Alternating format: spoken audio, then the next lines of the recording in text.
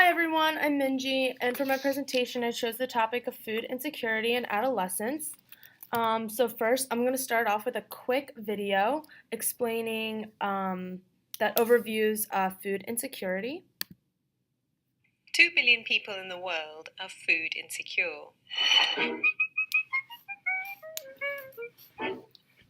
Food insecurity is not knowing if you'll have enough food to eat today, tomorrow, or if you're a farmer, when food from your harvest runs out. The most extreme form of food insecurity is famine.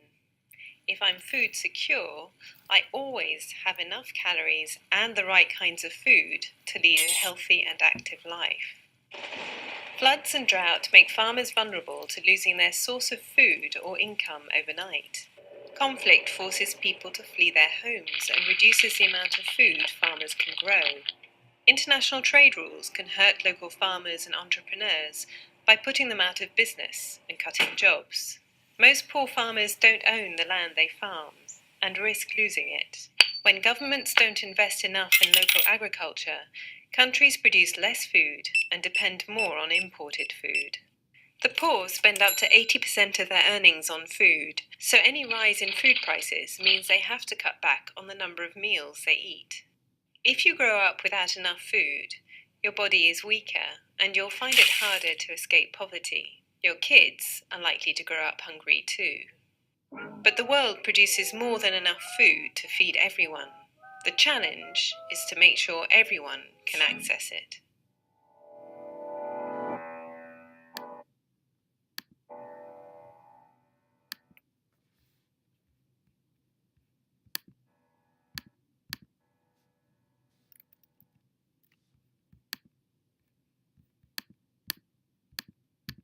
So that was just a quick 2 video. billion. So I really like that video because it explains the global factors such as agriculture and how what the global effects of agriculture have on the person. So food security is the condition in which all people at all times have physical, social, and economic access to sufficient, safe, and nutritious foods that meet their dietary needs and food preferences for an active and healthy life. Basically, food security is means do families have enough income to provide healthy food for their family. They're not worrying about where they're getting their next meal, and they're getting 3 nutritious meals a day. On the other hand, food insecurity is a disruption of food intake or eating patterns because of lack of money and other resources. So other resources could include lack of supermarkets in the area, lack of transportation, and lack of time because you're working a full-time job. There's a difference between low food insecurity and very low food insecurity. And low food insecurity are reports of reduced quality, variety, or desirability of diet with little to no indication of reduced food intake. And very low reports of multiple indications of disrupted eating patterns and reduced food intake. So this very low food insecurity is the most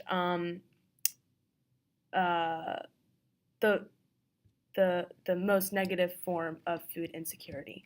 It's important to know that food insecurity doesn't equate to hunger, but hunger is a possible consequence of food insecurity.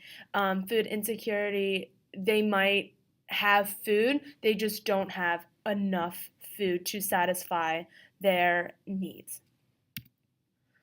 So food insecurity in the U.S., it affects 19.3 adults and 17.2 million households in 2004. Risk factors include unemployment. If you don't have a job, you don't have enough money to buy food. Race. Black non-Hispanic households are twice more likely to be food insecure, and gender. Women are more likely to be food insecure. Living in an urban neighborhood / food desert is another risk factor. So if you live in an urban neighborhood, you have limited access to supermarkets and grocery stores, and a food desert are communities that lack affordable and nutritious foods. You see these a lot in inner cities where mom and pop shops are really common, and there's corner stores and convenience stores, but not a lot of like big supermarkets where they can get fresh fruit. Another risk factor is transportation. Lack of transportation causes families to be unable to go to the grocery store. And on top of that, think about the people that already have limited mobility, such as disabled people, people with chronic diseases that don't have transportation, that don't have mobility to go around their house. How are they going to get their groceries? So it's really interesting that 58% of families receive no federal assistance, such as like food stamps or WIC, that are food insecure. And I'm going to talk about that a little bit later for one of my interventions. So, food insecurity in adolescence, I'm specifically talking about ages 13 to 18 because I wanted to focus on adolescence because there is a trend toward more food insecurity as children age, most likely due to the increased demands as they're going through puberty and as they're growing and developing. You need more food to grow. Adolescence is also a time of like mental growth and development. So again, puberty, you have high school, there's a lot of peer influences going on. So this is just a really critical time period for any adult, for any human at all. On top of that, being food insecure has a lot of detrimental effects. So, effects of food insecurity in adolescence. So, why should we care, right? You can read these, but I'm just going to point out the important ones. So, low energy, that could really interfere with school functioning and the ability to function in school. Skipping meals. Adolescents that were food insecure were twice as more likely to not eat breakfast all 7 days. And as you know, breakfast is the most important meal of the day. It kickstarts your metabolism, and if you're food insecure, you're twice as not more likely to eat breakfast.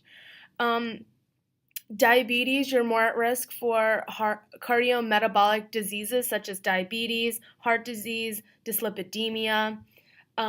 Obesity, I have a question mark with obesity because studies are really unclear if there is a direct correlation between food insecurity and obesity. Studies have shown that females are more at risk of developing food insecurity.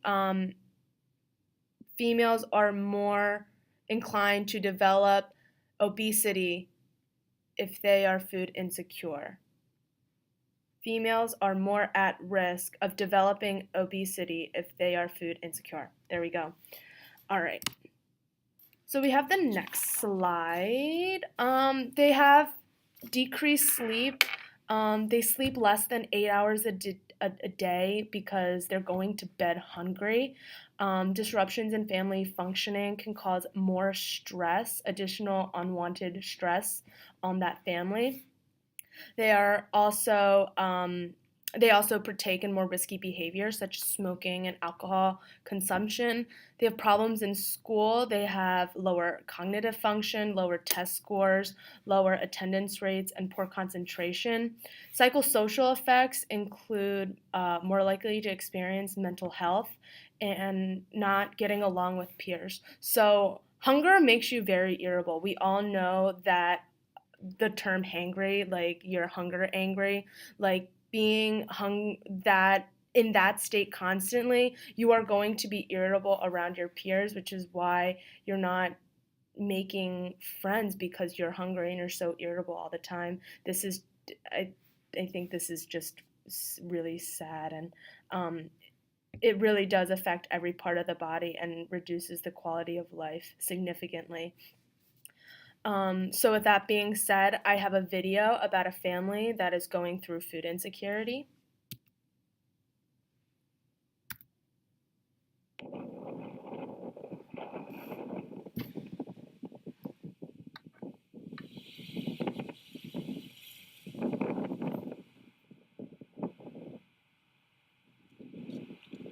It's rough every day.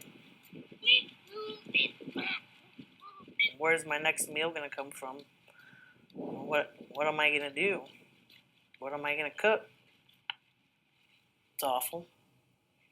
Going without hurts, but you just adapt to it. Try to do my best, what we can.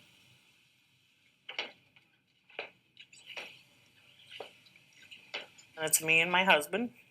We have 3 children at home. Keegan, he's 4. Ayla, she's 9. Cheyenne, she's 2.5. And we get a little bit of help for food stamps, and then WIC, and then the food bank. You know, we need the help.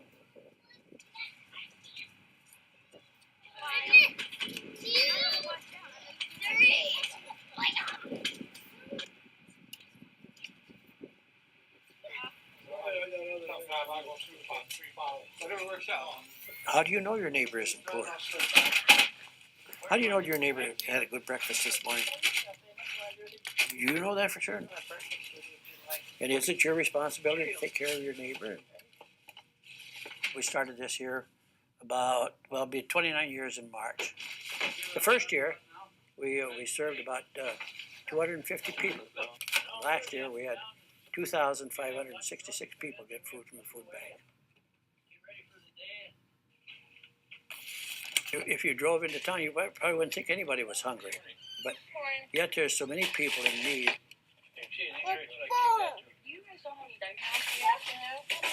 It's amazing how much money it takes today. If they have a car payment, they got a house payment, they got, everything paid, and then they get just a little bit over minimum wage and they're driving 30 miles to work. There's just not enough money to go around. I mean, it's just part of life.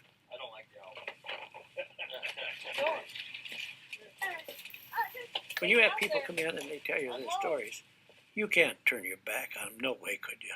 No way.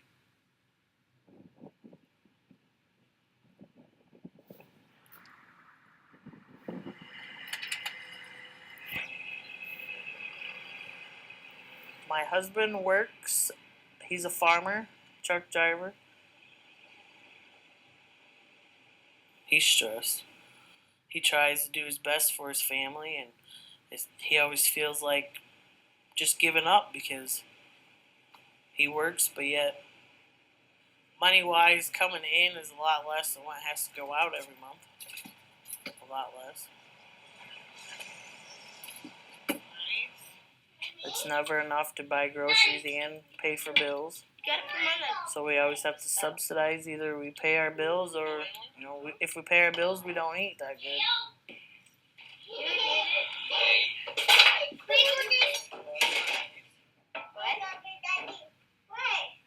No, they're not nice. You want me to take care of them for you? Sure. Guys.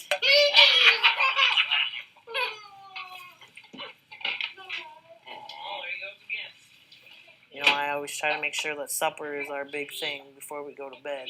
I try to have whatever we have, a lot of, each, so their tummies are full when they go to bed. Kids eat. I mean, it's not like my kids starve. Yes, it might be little, but they're not exactly starved. I hear you.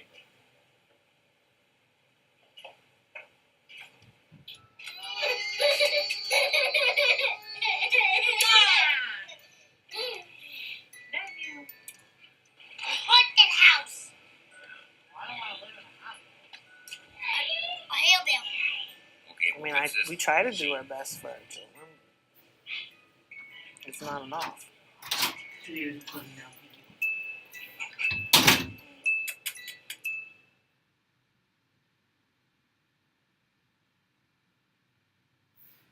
So, a couple of things that I wanted to point out in that video is when he says, how do you know if someone is food insecure?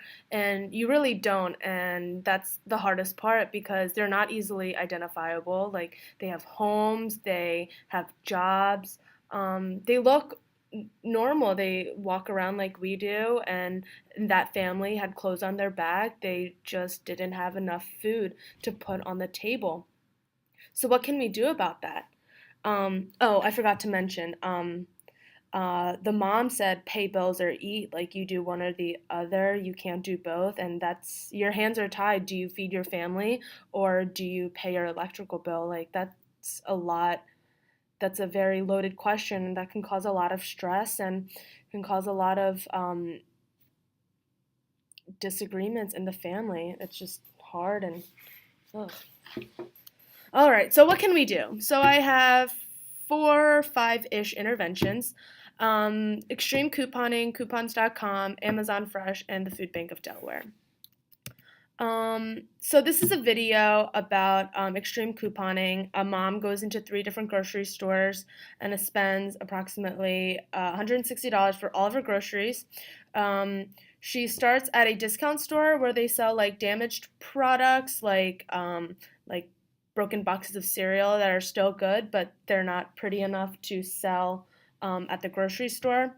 Then she goes to an Aldi where there's no name brands, and it's just Aldi brand things that that way Aldi can provide food at a lower cost. And then at the end, she goes to a Giant or a regular grocery store where she bought all the things that she couldn't buy at the discount store and the grocery store. I'm not going to show you this video because it's too long, but you guys can watch it at your leisure. So extreme couponing is stockpiling coupons to save the most amount of money possible on groceries. They hunt for deals. They go on certain days where they have like double coupon days. They'll like double your coupons. So it does save a lot of money. What that mom bought for $160 was like 3 giant shopping carts full. It's free to low cost depending on where you get your coupons, and you don't really need internet access if you're getting your coupons in the mail or through a newspaper. The cons are it's really time consuming, and hunting for those coupons and clipping coupons, you don't have, if you're working a full-time job, you don't have time to do that. Transportation also can be an issue. Going to multiple grocery stores isn't really ideal if you have to take the bus or you have to Uber, which is another thing to keep in mind. So my next intervention is coupons.com. So this is kind of like extreme couponing done at the leisure of a computer or a phone. It's a website and an app.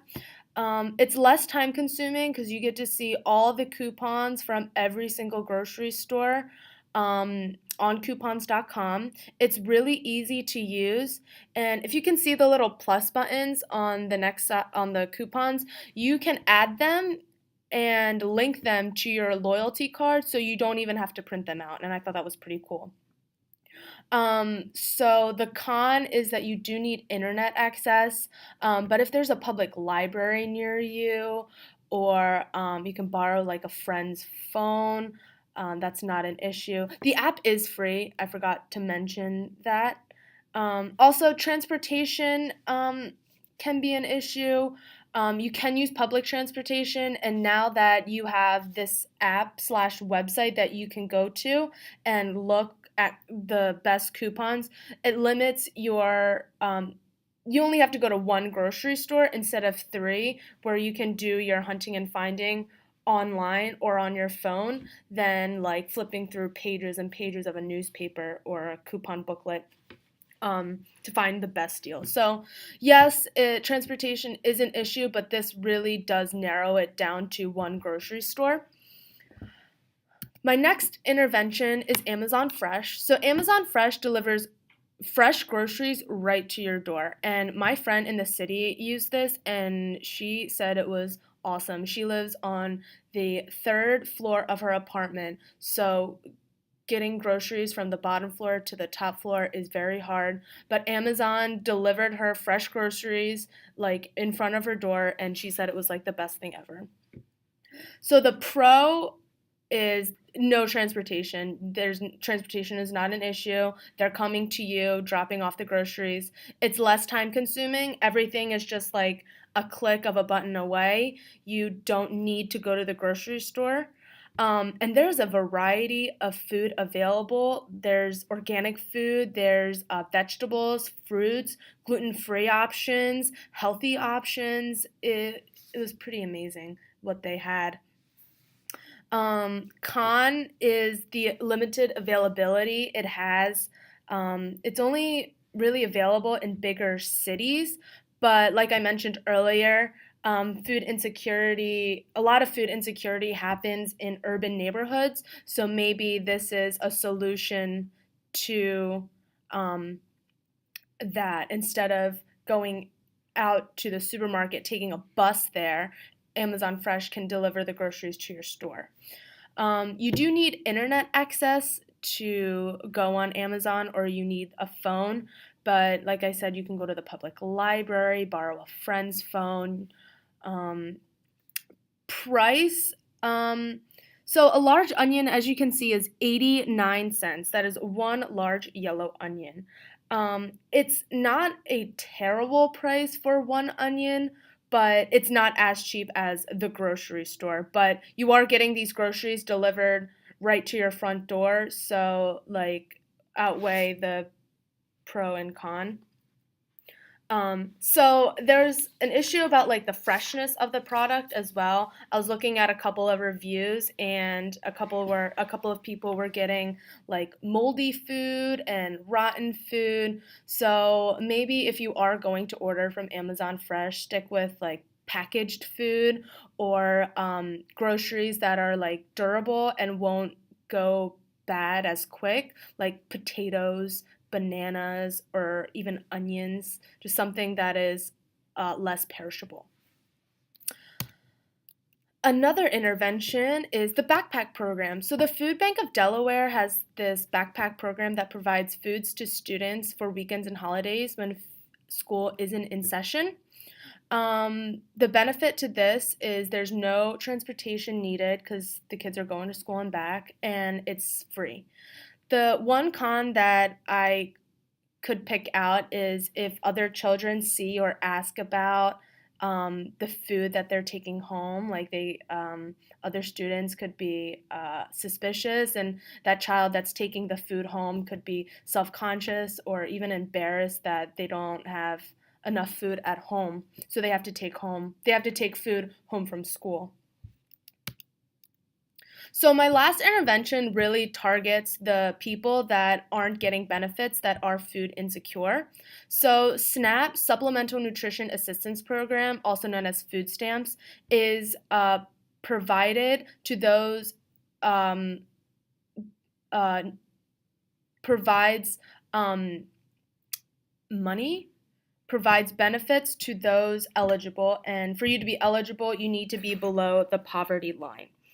So, SNAP Outreach provides application assistance. They help you fill out the application, determine your eligibility. They do everything with you for you, and I think this is a really good program that they have because, like I said, more than 50% of people that are food insecure aren't getting benefits, whether it's because they don't think they qualify, they don't know how to do it, or they don't have the transportation to do so. You can get all that done just by reaching out to the SNAP outreach program.